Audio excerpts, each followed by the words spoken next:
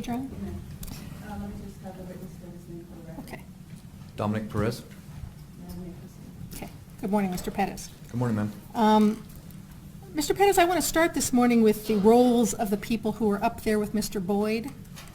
One person, Scott Wymer Skirch, he had the duty of negotiating with Mr. Boyd and handling the canine. Is that right, sir? When I was up there, ma'am, Yes, sir. I know him to be handling the canine. Yes, ma'am. Okay. And then another person, that was rope officer Rick Ingram, was assigned to handle the Taser shotgun. Is that right, sir? Yes, ma'am. He had 2 Taser shotguns and a rifle slung on him, did he not, sir? As I understand it now, yes, ma'am. Okay. And then there were 2 people who were lethal cover. Is that right, sir? Yes, ma'am. Defendant Keith Sandy, is that right? At the time, I did not know it was Defendant Keith Sandy. I knew there was another officer up there. I didn't know it was Okay. Defendant Sandy. But you now know it to be Defendant Keith Yeah, Sandy, I who do was doing know lethal now, cover. yes, And ma'am. he also had the job of throwing the flashbang in addition to being lethal cover? Yes, ma'am. And then there was you, who were also lethal cover, who was coming up from below. Is that right? That is correct. And there was no one of the 4 of you who you were aware had been assigned to go hands-on to arrest Mr. Boyd. Is that right? I didn't have any knowledge of the plan, so I did not know that. No, ma'am. Yes, sir. You didn't know that any one of those 4 people, yourself included, were assigned to go hands-on on Mr. Boyd? No, ma'am. And under the SWAT protocols, what would happen when you were going to effectuate an arrest under Sergeant Fox would be there would be 1 person assigned to go hands-on. Is that right?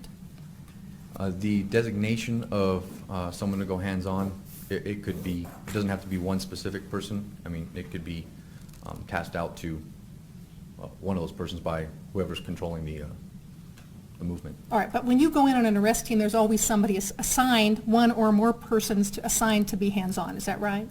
The goal is to try and have someone assigned. Yes, ma'am. Okay. And if the trio up there at the inner perimeter had waited until you or Ramon Ornelas arrived with more manpower and the beanbag shotgun, they could have assigned one of the 4 of you to do that. Is that right? Irrelevance. SWAT has actually trained together to do arrests like that. Is that right? Yes, ma'am, we do train together.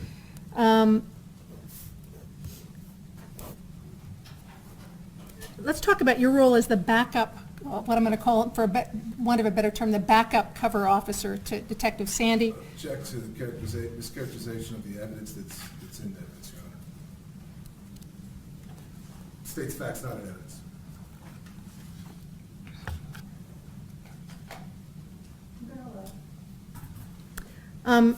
In your role as backup cover officer, you were removed somewhat from the action. Is that right, sir? When I initially came up, yes, ma'am. You were about 25 feet away from Mr. Boyd. Is that what you said yesterday? Yes, that is what I said. Away from what I think in SWAT terms you call the hot zone? I'm not sure of a hot zone. Okay, what do you call the inner perimeter? Do you have a term for it? There's the, I'm not sure, there's the inner perimeter and then there's the outer perimeter. I'm not sure what you're Okay. referring to, ma'am. The idea is that if there's somebody that's a distance away from where the action is happening, that person might be able to see more of what's going on. Is that right, sir? Yes, further back from whatever the situation is, you can see more, yes, ma'am. And you were also not under the immediate influence of whatever's happening up there. Is that right, sir? That's correct. And the idea is that hopefully you can make a calmer, more reasoned decision. Is that correct? Being further back, that's the potential, yes. Okay. Let's talk about what you could see, and this is sort of where we left off yesterday. With the court's permission, Your Honor, I would like to do what we discussed at the bench, that is put on a gray T-shirt and use myself with the photograph as a demonstrative aid. You'll see what you have. Okay. All right. So, Judge, I have the photograph, which is the mark is 57X. Should I show the court? Go ahead. So you talked about looking through this area here, and then when you got ready to shoot, you began looking through the red dot scope. Is that right, sir? That's correct. I looked through the opening in between my sight and the magnifier to look at the officers, and then I came back to the sight, yes, ma'am. Okay. And at that point, you began focusing on the sight in relation to the target, which was Mr. Boyd. Is that right? That's correct. I got a flashlight picture, yes, ma'am. Okay, and through the red dot scope, you could see Mr. Boyd's gray sweatshirt, could you not, sir? I could see gray, yes. Okay.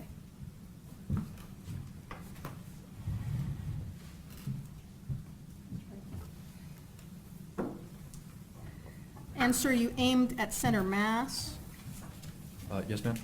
and you could also see through your peripheral view the officers in close proximity to Mr. Boyd, could you not, sir? At the time I fired? Yes, sir. You talked about looking over here to make sure that you didn't hit these officers over there, is that right? That's correct. Yes, ma'am. Okay.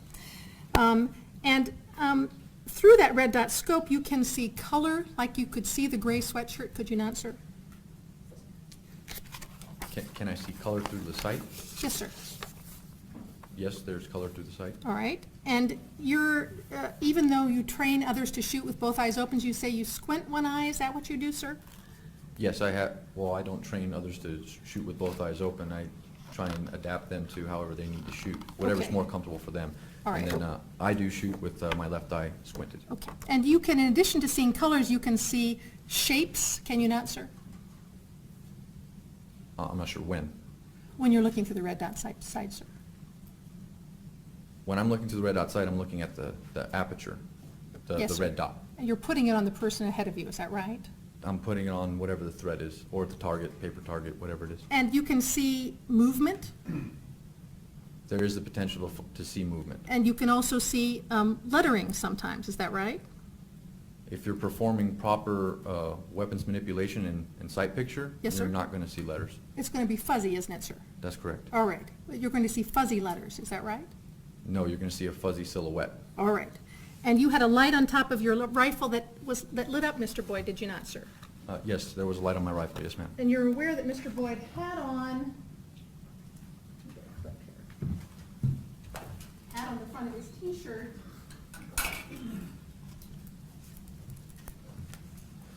the letters that said GAP, is that right, sir? No. Okay. You know now? As of now, yes, ma'am, I do know. Okay. And so, if you could see fuzzy letters, shapes, color, movement, when Mr. Boyd was facing you, this is how he would look, about 12 inches wide, maybe a little bit more, maybe he's a little bit more than 12 inches wide when he was facing you, is that right, sir? I didn't say I saw fuzzy letters, ma'am. I saw a fuzzy silhouette. Okay. When you saw the fuzzy silhouette, Mr. Boyd was about 12 inches, 14 inches wide, squared off this way to you, is that right, sir? I can't be certain of the dimension. Okay. When he turned, sir, he would be thinner, would he not? And be 4 to 5 inches wide when he turned to his left, is that right? Again, I can't be sure of the dimension, ma'am. Okay. And then when he turned again, he would again be wide in shape to you, is that right? Yes, there would be a wide silhouette, yes, ma'am. All right. And you should be able to see that through your red dot scope. The silhouette, ma'am? Yes, sir. Yes, I was able to see a silhouette. And let me make sure, it is your claim that you did not see that he had turned around and his back was to you. Is that what you say, sir? That's correct. Okay. If in fact you had seen him turn around and his back was to you at the point you saw him, would that be an imminent threat or not, sir? Objection called irrelevance, Your Honor, it calls for speculation. I'm sorry, can you repeat, ma'am? Yes, sir. If in fact you saw him turn around and his back was to you at the time, he was no longer an imminent threat to you, was he, when his back was to you? He was not an imminent threat to me, no, ma'am. Okay. You appreciated that somebody else was firing as well, is that right? I heard shots when I was deploying my rounds, yes. Okay.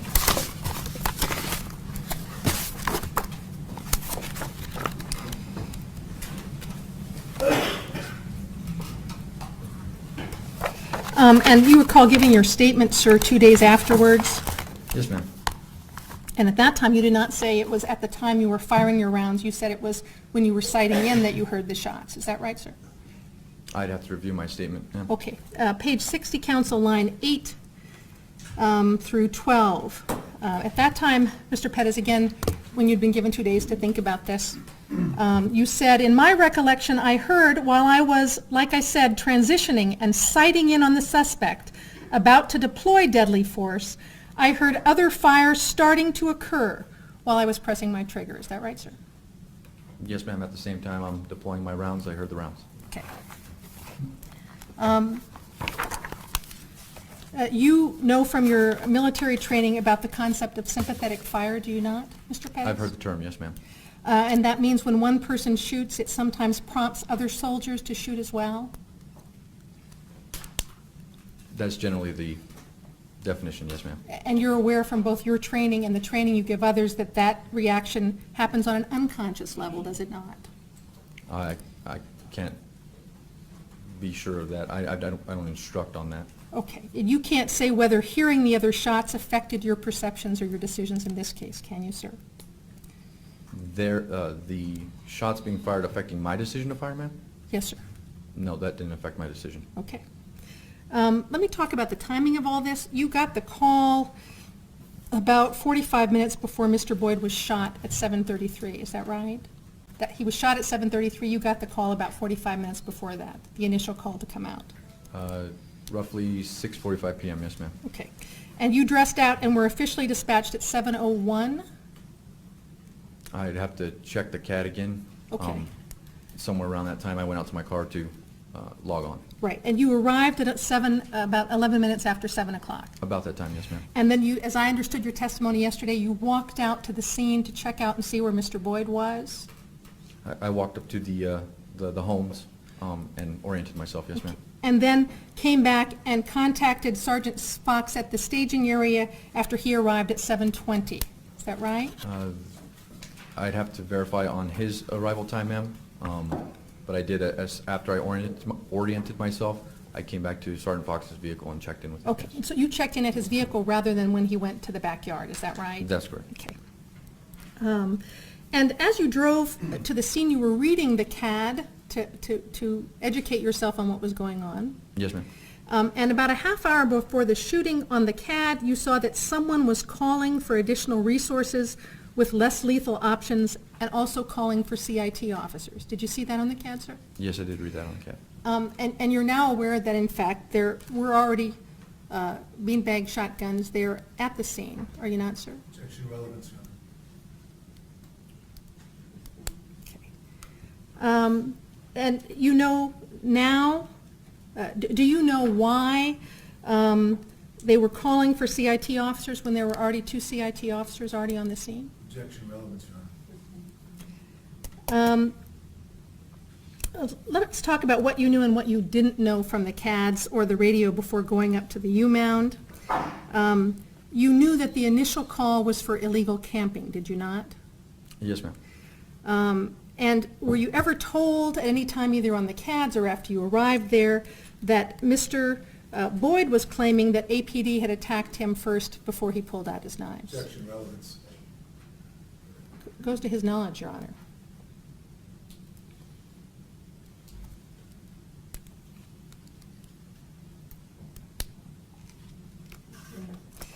Did you know before you went up there that Mr. Boyd had been expressing fear that the police officers were going to kill him? Objection, relevance.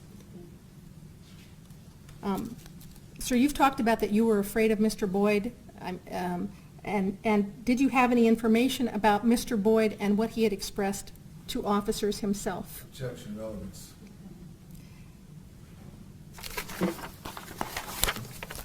You did not know anything about, I think we've established the plan by the trio of Sandy, Wymer, Skirch, and Ingram, is that right? Objection, relevance, asked and answered.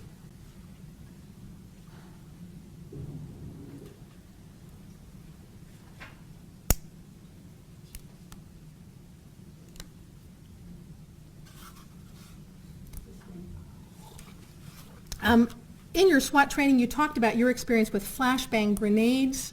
Had you been consulted about the plan? You too had a flashbang, did you not, sir, with you? I did. Objection, relevance. I did have noise flash diversionary devices. And you have been trained in its use, have you not, sir?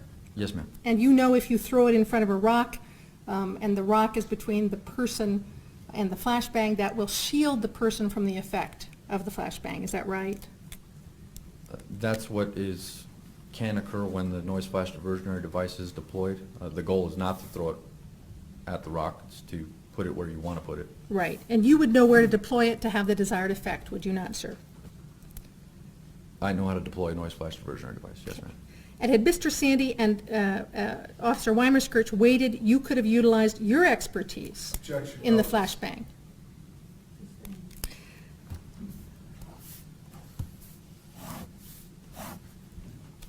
I think Mr. Robles asked you about your first aid training.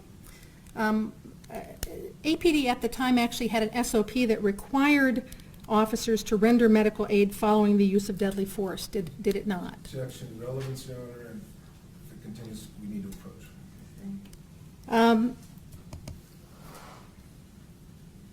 I want to ask you about a precise phrase that you used in describing in your statement why you shot.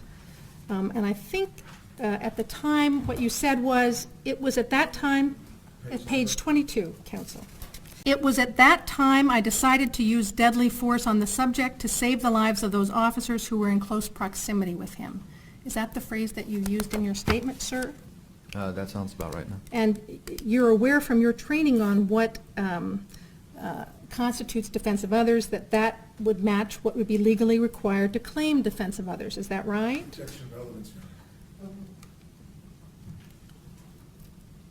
Honor. Can you repeat that again? I'm sorry, Sure. You know from your training on what is a defense of others, that statement would match the legal defense of claim of defense of others. Isn't that right, sir?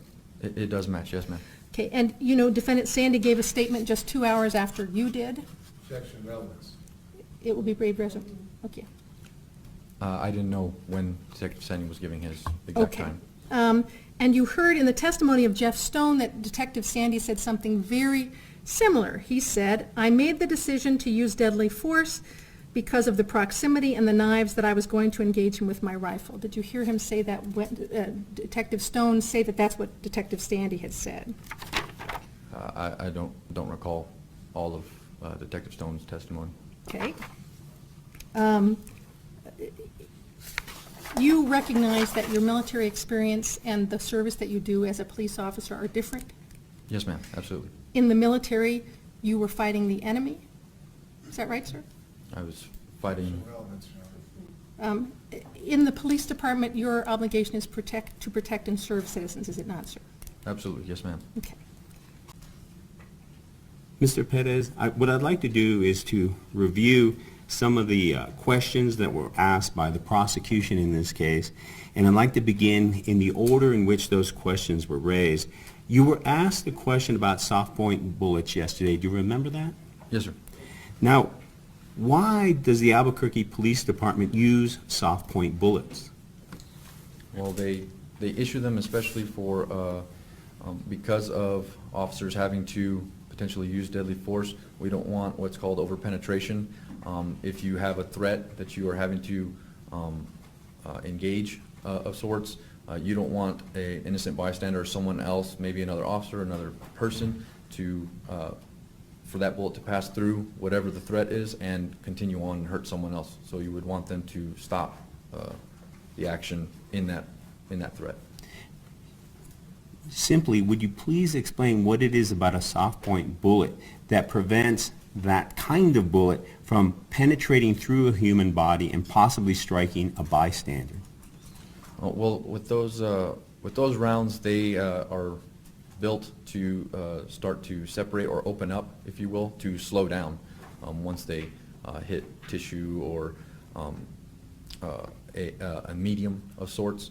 So it's made to start to break apart and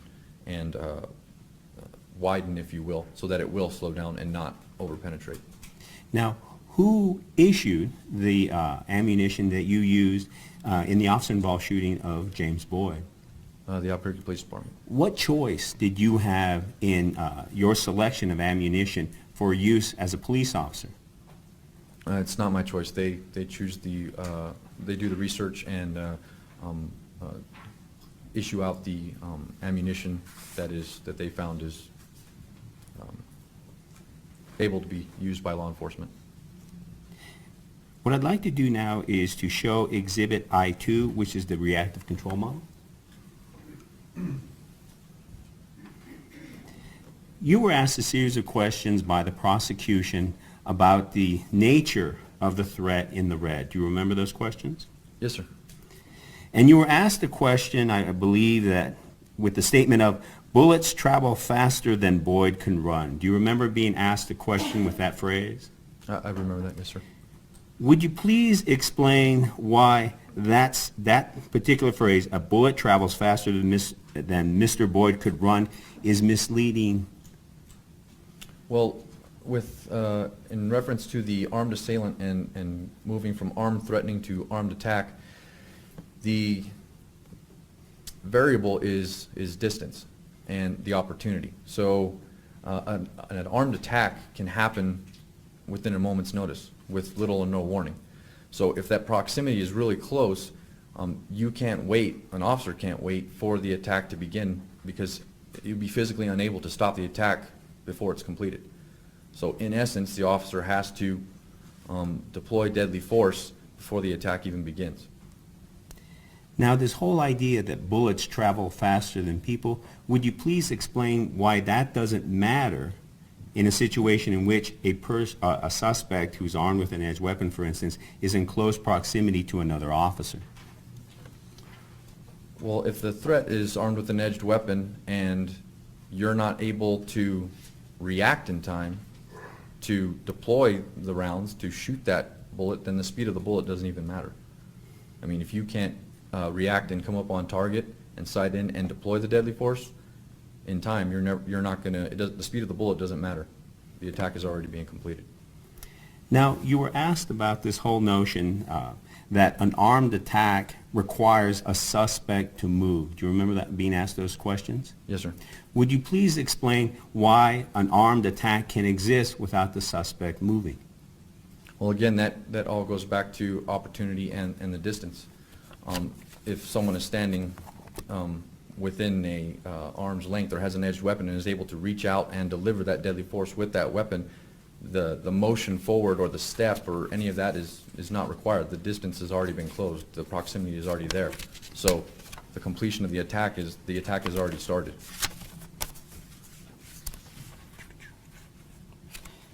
If you would put up State's Exhibit 48A.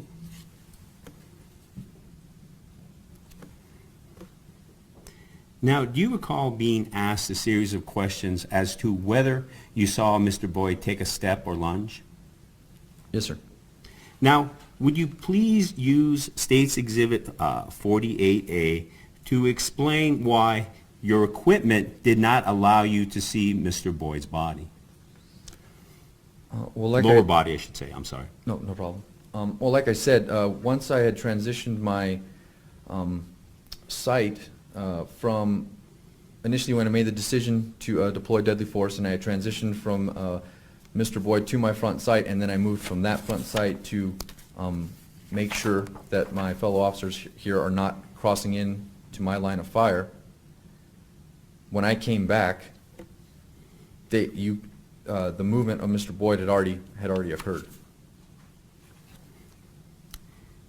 Now, we were asked a series of questions in which Ms. McGinn demonstrated by placing a gray sweatshirt on her person and placing a photograph on her sweatshirt to show the movement of Mr. Boyd. What is it about that demonstration that is misleading in terms of what you could have seen and is demonstrated or as shown in 48A when you were out on that mountainside addressing Mr. Boyd? Well, this is the lighting conditions are different. The stress, the distance is different. There are other factors that I'm having to worry about on this hill at this point. And like going back a little bit to your previous question, my rifle and weapon system is in front of me, so I can't see the lower half of Mr. Boyd. All I see when I'm looking through my sight is the torso of Mr. Boyd. If I could stop you there. Yes, sir. Now, you've been in court when we have shown the video and shown Mr. Boyd's steps. Yes, sir. So you know it in fact happened. Objection leading, Your Honor. So even though you now know it happened, why is it that you couldn't see it? At that point, when that was occurring, I was not looking at Mr. Boyd's legs. I was not focused on Mr. Boyd's legs. I was focused on looking through my sight and sighting in, obtaining a flash sight picture on Mr. Boyd. And I interrupted you when you were explaining what it is that happened when Mr. Boyd was turning. If you would you please walk us through the process that you went through once you made the decision to use deadly force, what it is that you did in order to finally have a flash sight picture? Okay, so initially, when the threat presented itself and Mr. Boyd retrieved his knives and had them out to his sides, it was at that time I decided to deploy deadly force because of the imminent threat to Officer Wymer Skirch. Now, like I had said before yesterday, I had to look between this front sight here and my magnifier, excuse me. Looking through there with my peripheral because my cheek is already on my weapon system and I'm looking through my sight, now just moving my sight to my officers over here to my right to make sure they're not crossing into my line of fire. Right after I did that, and this is within a split second, I came right back to my sight with no assumption that Mr. Boyd should have changed in any way his location, found the gray that was in my sight and imposed my red dot on that silhouette and deployed my rounds all at the same time. Now, the term flash sight picture has been used by you, is that right? Yes, sir. Please explain to the jury what it is that what a flash sight picture is. Well, like when you obtain just a sight picture, you are transitioning from the threat, the target, whatever it is that you're going to be aiming at, from that to the front sight or the sight that's inside of your optic, and then imposing that on the target, and then performing the follow-through of deploying your rounds while keeping the fuzzy silhouette, and the dot centered, trying to maintain that while the weapon system is working. That all occurs in a flashlight picture. That all occurs at the exact same time. So you impose it on the target, you're moving your finger, or excuse me, you're depressing your rounds and performing the follow-through on the target all at the same time. So what does a flash sight picture look like? It's everything that you do when you're doing the standard sight picture, but in the training we do is like a second exposure. So on a paper target, it will be facing to the side, and the target will literally be like a clap of a hands or a blink of an eye. It'll turn, present itself, and then turn away. So that's a flash sight picture. If I were to hold my hand edged like this at you and then go like that, that presentation is a flash sight picture. Now, what is and again, from your point of view, how would you describe what it looks like to focus on the aiming reticle instead of the target behind it? What does that look like? Well, like when you're using iron sights, you're supposed to focus on the front sight so that you have sighted and accurate fire. With the aiming reticle in the aim point that I have, it's the red burst or the red dot that's in the center of the glass. That takes the place of the front sight post. So you are using your dominant eye, your shooting eye, to focus completely on that. And since you're focusing on something close, I mean, your eye can't focus on two different planes at one time. If there's something close to you, your focus will go to that, and everything beyond that will be fuzzy. So when the dot is imposed on the silhouette or the target, the threat, you are just going to see the fuzzy silhouette. That's all you're going to see, and a crisp red dot. Now, during yesterday's exam or cross-examination, you were asked a series of questions about justifiable homicide. Is that right? Yes, sir. You were asked about your training regarding the state statute that allows for justifiable homicide by a public officer or a public employee. Do you remember those questions? Yes, sir, I do. I'd like to ask you about that particular statute and how it applies to this case. At the time of the James Boyd officer-involved shooting, in what capacity were you serving? I was serving as an Albuquerque Police Department officer. When you responded to the James Boyd standoff and when you used deadly force against him, were you on duty or off duty? I was on duty. Now, based on your training, is homicide by a law enforcement officer justified when the homicide is committed while overcoming actual resistance to the execution of some legal process or to the discharge of any other legal duty? Objection, pleading and ultimate issuer. During the time leading up to and including the James Boyd officer-involved shooting, what legal process or duty were you attempting to complete or execute? We were attempting to arrest Mr. Boyd. Now, what do you say in response to the questions that Ms. McGinn was asking you about the fact that Mr. Boyd was never told he was under arrest? I'm sorry, could you repeat that, sir?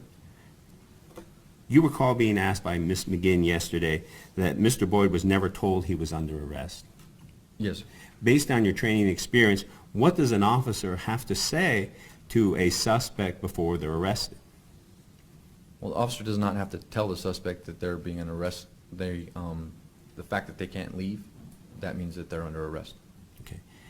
In your career, how many times have you told a suspect that they were under arrest before they were actually arrested? I can't even recall ever saying that. Actually telling someone you're under arrest. Okay, why is that? When I'm taking them into custody and placing the handcuffs on them, or the flex cuffs that we have on the SWAT team, they know they're being arrested just by them not being able to leave. Now, based on your training, is homicide by a law enforcement officer justified when an officer has probable cause to believe he or another is threatened with serious physical harm while performing lawful duties? Objection, Your Honor. Same objection as before, leading and instructing on law. Well, that's Dominique Perez. Based on your training, what did you learn about the standard for justifiable homicide by a law enforcement officer as to the level of threat which a suspect had to pose before you used deadly force? The suspect has to pose an immediate deadly threat of serious bodily harm to myself or another officer or Where- some citizen, excuse me, Where did you first learn that? in the academy. Okay. And do you remember in whose class you learned it? I'm sorry, sir, I can't remember. Okay. But it's fair to say that that's not something you learned in the days before you gave your statement to Detective Jeff Stone. Objection, No. leading, Your Honor. No, sir. Please explain why you believe that James Boyd threatened Officer Wymer Skirch with serious physical harm or deadly force while Officer Wymer Skirch was performing his lawful duties. I believe James Boyd posed an immediate deadly threat by his intent, his means, and his opportunity. The intent was already stated several times, that he wanted to kill officers. He had the means, the knives, and pulled them out when he was clearly given commands to get down on the ground. And then the opportunity presented itself when he drew his knives and that the distance was closed by Officer Wymer Skirch. He was an immediate deadly threat. Turning to another topic, and I believe that topic was discussed yesterday and today, and that's the topic of surrender. Now, you were asked a series of questions about that by Ms. McGinn. Do you remember those questions? Yes, sir. Would you please explain why you believe that Mr. Boyd was not surrendering to your commands to get on the ground? Well, as you can tell from the video, I gave several commands for him to get on the ground. In the initial commands for him to get on the ground, there was less lethal tools being deployed, yes. But in the event that those tools were being deployed and I'm giving commands for Mr. Boyd to get on the ground, he had time to react to those commands, and instead he chose to react by drawing his knives rather than get on the ground. So he did have time to react and follow those commands. So when Ms. McGinn, do you remember Ms. McGinn asking you a question about the reactionary gap as applied to Mr. Boyd? Yes, sir. Now that also had to do with surrender. Do you remember those questions? Yes, sir. Now, Would you please explain why the idea of the reactionary gap does not explain the state's contention that Mr. Boyd was in fact surrendering? Well, like I was just describing, the fact that Mr. Boyd chose to retrieve knives as opposed to follow the command of get down on the ground, there was the time for him to retrieve the knives and to make the decision to retrieve the knives rather than make the decision to get down on the ground. You were asked today questions about sympathetic fire. Do you remember those questions? Yes, sir. Would you please explain why your decision to use deadly force was not a result of sympathetic fire? Well, like I was saying, my job is to be a cover officer, and at that point, all I'm concerned with is all the officers that are there with me at the location. I'm not paying attention specifically to other lethal cover officers. So as a cover officer, I feel my responsibility is to cover all of them, every officer. So taking that job to that level of seriousness, I'm focused intently on what the actions are of the person I'm dealing with and keeping my officers in my peripheral. So the job of being a cover officer and actually focusing in on what I need to do as far as deal with that situation and cover those officers, that's paramount in my mind. You were also asked questions about your statement, specifically page 22. And do you recall being asked about a statement you made where you said, because it was at that time, I decided to use deadly force on the suspect to save the lives of those officers who were in close proximity to him? Do you remember being asked questions about that statement made by you? Yes, sir. Now, why did you make that statement? Because it was at that time I decided to use deadly force on the suspect to save the lives of those officers who were in close proximity to him in your interview with Detective Stone. I was describing at that time what the actions were, or what the scene looked like to me in my mind of where Mr. Boyd was and where my officers were at and what Mr. Boyd was doing at that time.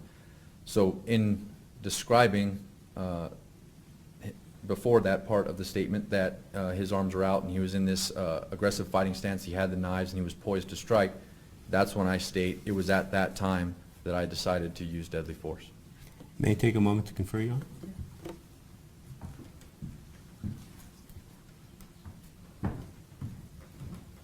Those are my questions.